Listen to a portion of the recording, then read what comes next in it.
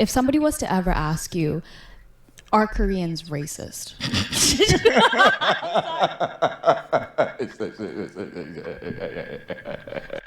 Yeah, this is a very serious question. So I understand why they are laughing. I don't know why we both laughed at that. Like, I said it and then I felt a laugh coming out after you laughed. Is water wet? Exactly. It's like asking if water is wet. Obviously, water is wet. Are they more racist? It's more like the question is, are they more racist or xenophobic? I think that is the correct question. And in that sense, yes. Yeah, obviously it's not everyone and Of course, disclaimer. I mean- Oh, how are you gonna sit in another person's country and say you're racist? We all know the comments coming. Yes, we know. Duh. Yeah. But like there's different shades of the racism. It's from like the stereotyping earlier, the sense of, oh, is this person aggressive, the sense of the fetishization, not just from microaggressions too. Koreans but also to Koreans. I do want to highlight that too, Yeah. but since we're talking about Koreans here, like, Yeah. like the phrases being matada or things like that. The fact that some people will be like, oh yeah, I can date you but I'll never ever take you home. Work environments, microaggressions, there is so much. Even some of the beliefs where people are like, I remember someone saying, oh, Africa is lazy. And I was like, Oh. come again? It's like, yeah, because Korea was also poor, and now Korea isn't poor. Now Korea is one of the OECD countries, and no country in Africa has been able to do that. And I was like, do you know the context of what you're saying? Because we're lazy? Yes. Wow. That was so like when you have people who still think that way, it's then how can you not call that racist? I don't know. Yeah, Like, because Exactly. it's like, yes, it is miseducation, but you can also do a quick Google search and find out why Africa has been misused around the years. the internet is free. There was a recent clip, and I mean, this is very recent, where this girl on TV, very famous singer, was telling her son that he should eat bread because kids in Africa don't get to eat bread. And she's saying it like with a whole smile on her face. Wow. So this is the type of questions that you would get as a black person living in South Korea. So I don't think it's something that you should really consider and then it should dissuade you from going to South Korea. Because I remember when I first moved to South Korea in 2012, I had to go visit a friend in Ansan. And then on my way back from Suwon Station, I had to stop, like change from one bus to another.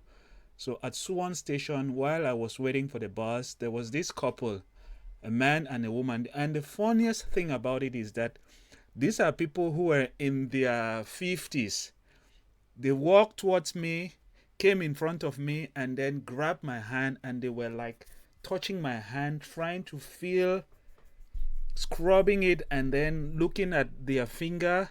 And then I kind of understood that because I am black, they have a feeling that maybe if they scrub it, dirt will come out, because they've probably heard somewhere that Africans are dirty, they are poor because they are dirty. If you scrub their body, you would find dirt in your hands. So I kind of allowed them to have that free experience, because once they must have finished doing that, and then they would realize that there is no dirt coming out. Next time, if such a topic comes up when they are among themselves, I mean Koreans among themselves, they would be able to defend themselves by saying that they've had the opportunity of touching an African and it wasn't like that. They scrubbed, did everything, it didn't come out. A disclaimer here. The truth is that I don't think South Koreans are racist. I think it's an issue of education. And maybe they've seen it in Western movies, because you know, in most Western movies, Africans are always playing the bad man part. And when you play the bad man part, they feel that maybe that's the real characteristics of many Africans, that we are wild, we are wicked, stuff like that. So I kind of allowed them to have that experience, so that if it happens that someday, if such a topic comes up in their presence, they will be like, no, I had the opportunity of meeting an African, I touched the African, and nothing like that happened. And that could be the beginning of changing of mindsets.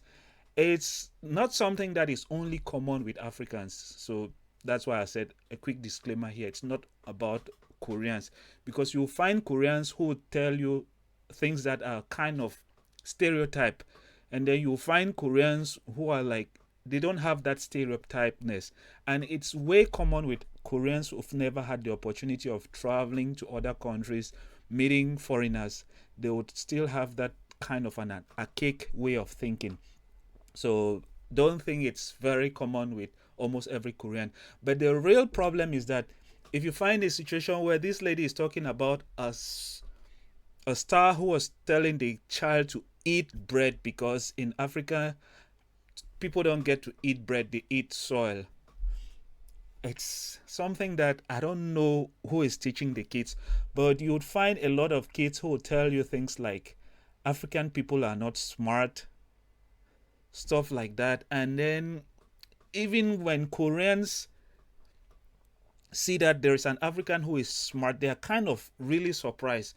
For example, if they see that you're able to speak Korean language very frequently, it's like something that is no way to them, because they think we are not smart. They've placed us in a category of people who are not smart. So those are the type of things that when you decide to go to South Korea, you should know that you might have such experience. It should not be something that you should take into heart. Focus on what took you to the country. Focus on, first, you went there probably through a scholarship. Even if you had maybe a 80% scholarship and you had to pay the other 20%, focus on your education. Study, if possible, try to get a job. There is always a possibility for you to get a job. Though it's difficult, it's not easy, but there's always a means for you to make money. Focus on what took you to the country and not on what they are saying, because those stereotypes, I think it's really about lack of education. Those stereotypes will always be there. You would always hear almost every day something that is really strange in your ears. There will be days that you would get into a bus, you might want to move from point A to point B. If there is a seat that is kind of empty, there is a Korean here, and then there is right next to the Korean, there is a seat that is empty. Don't be surprised that if you go and sit right next to the Korean will prefer to stand up and then stand until they get to their destination, because they don't want to sit right next to you. Or don't be surprised if they decide to hold their nose like this, because they've heard somewhere that Africans smell. Those are things that we experience, but we just feel like it's lack of education. So don't really put those things into your heart when you're moving to South Korea. And like I said, it's not only about Koreans. I've had a situation where a guy from Uzbekistan was like telling me that in Africa we don't have water. And I'm like, yeah, maybe in some areas, but I'm pretty sure that in your home country also there are areas that do not have access to potable water. So those things do happen, but don't focus too much on the stereotype. Focus on what took you to the country. That being said, I'm going live very soon. Make sure you join me. We're talking about South Korea. Bye-bye. Please, if you've not yet subscribed to the channel, make sure you do subscribe, and I'll see you shortly.